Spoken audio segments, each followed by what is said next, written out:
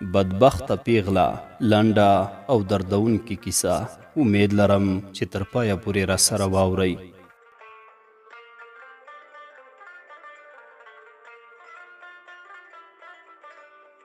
په دره کې توره لړه خوره وه، لرې څه نه معلومېدل، اسمان هم وریځ و، ځمکه لمده وه، یو څاڅکي د سیند په غاړه وړې وړې څپې جوړولې. د اوبو تاوونه په دره کې ورکېدل، سپینو وړو مرغیو په لویو تیږو لکۍ ښورولې. د الوتونکو سیند شور د درې چوپتیا ماتوله. د کورونو له بامونو لوګي پورته کېدل. یو سپي چې ژبه یې راباسلې وه، د کلي له ماشومانو یې منډې وهلې. د لویې برجورې کلا دروازه وټکېده. هلک دروازه خلاصه کړه او سړي ته یې لاس ورکړ. له خبرو وروسته د یوې لویې کوټې په لور روان شول.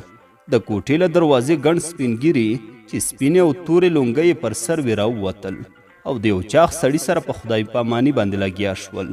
دوی هم ورنږدې شول او له ټولو سره یې ستړي مشي وکړه. له کوټې راوتلي کسان روان شول. دی له چاغ سړي سره یوې لویې کوټې ته ننوت. په کوټه کې د چایو پیالې له پر ځای پاتې وې. چاغ سړي وویل: نورجانه، پورته د بخارۍ څنګ ته راشه. نورجان وویل: نه ملک صاحب، هوا ګرمه ده، دومره یخ نشته. ملک صاحب هلک ته وویل: وهلکه چای راوړه او د بخارۍ ته لږ لرګي هم راوړه. هلک چې د پیالې په ټولولو بوخت و پورته شو او له کوټې ووت. ملک وویل: ښه نورجانه، کلي کور کې څه حال و؟ نورجان څادر خلاص کړ، وی ویل: ملک صاحب قراري وه، ټولو سلامونه کول. ملک وټوخېد، وی ویل: وعلیکم سلام. ښه نو څنګه دې دومره ناوخته پېښه راوکړه؟ نورجان پلترۍ ووهلې، غاړه یې تازه کړه. ملک صاحب، مجبوریت وخت ناوخت نه ګوري، څه به یې اوږدوم، ګلمیر مې نه پرېږدي. بله ورځ زامنو زما زوی ته لار نیولې وه، خو ښه و چې هغه په بله لار ترې تللی و. ملک توفداني ورخواته کړه: تاسو ته خو ما 2 کاله مخکې وویل چې دا لانجه به در خلاصه کړم، خو تاسو ونه منله. نورجان پر سر خولۍ سمه کړه، وی ویل: بس ملک صاحب، هغلته پوی نه شوم، اوس یې راخلاصوه، هسې نه په نورې بدۍ سره ککړ شو. ملک وویل: سمه ده، زه به ګلمیر هم راوغواړم او دا موضوع به د قوم له شورا سره هم شریکه کړم. څو ورځې وروسته د ملک په حجره کې ګڼ سپین ګیري چې د شنو چایو پیالې مخې ته ایښې وې ناست وو. یو سپین ګیری چې د کوټې په بر سر کې ناست و او د نصیحت خبرې یې کولې. ګلمیر او نورجان یې هم یوې او بلې خواته ناست وو. سړي خبرې خلاصې کړې. ملک صاحب وویل: ورونو، ناوخته دی، اوس که مو خوښه وي چې دا پرېکړه بیان کړم. ټولو په یوه غږ وویل: بیخي سمه ده ملک صاحب. ملک له واړه چرمي پوښ څخه عینکې راوویستې او پر سترګو یې کړې. یو سپین کاغذ یې له ځمکې ورپورته کړ، ویې ویل: تاسو ته معلومه ده چې د نورجان او ګلمیر ترمنځ دښمنۍ ډیر وخت ونیوه، نو اوس موږ په دې بریالي شو چې دا دښمني په دوستي بدله کړو. د ستونزې د ژور حل لپاره به نورجان خپله 2مه لور د ګلمیر ورور خدایداد ته په نکاح ورکوي. خلکو لاسونه پورته کړل او دعا یې وکړه. خلک سره وبوږنېدل. ګلمیر او نورجان یې له مټو ونیول، دواړه یې سره غاړه غړۍ کړل او د دوستۍ مبارکي یې ورکړه. ګڼ کسان له حجرې راووتل او د کورونو پر لور روان شول. 2 کسان چې له کوټې یو ځای راووتل او په خپل منځ کې خبرې کولې. یوه وویل: سخت ظلم یې وکړ چې د نورجان پیغله لور یې هغه عمر خوړلې ړانده ته ورکړه. بل وویل: څه ووایم، هغه وایي چې بد ګرځې بد به پرځې. نورجان او 3 نور کسان یو سپین موټر ته وختل. موټر حرکت وکړ. دوی په موټر کې چوپ ناست وو. نورجان له شیشې هغو ونو او پټیو ته کتل چې له موټر وروسته پاتې کېدل. موټروان موټر ګړندی چلاوه.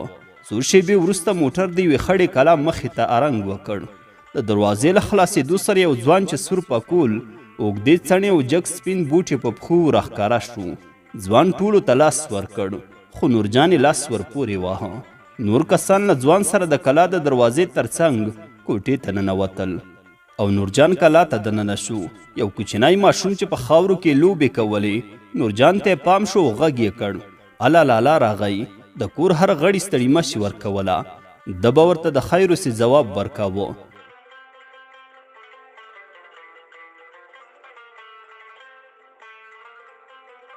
یوه کوټه چې دروازه یې خلاصه ورننوت. ګوري چې یوه زړه بوډۍ بخارۍ ته ناسته ده. هغې په ټوخي کې وویل: زویه ستړی مه شې. نورجان بالښت ته تکیه وکړه او ویې ویل: خواره مه شې. ګوره، دې ته بیا درمل نه دي خوړلي. ځکه ټوخیږي.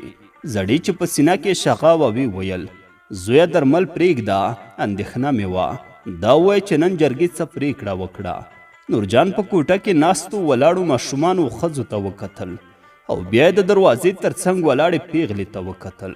په ونه دنګه پیغله چې تور ګورګوتي ویښتان د مخ پر یو لوري پراته وو. په غټو بڼورو سترګې نورجان ته په ځیر ځیر کتل. نورجان سر ټیټ کړ. بوډۍ بیا وویل تا ته وایم. نورجانه ځواب راکړه څه وشول؟ نورجان له اوښکو ډکې سترګې راپورته کړې.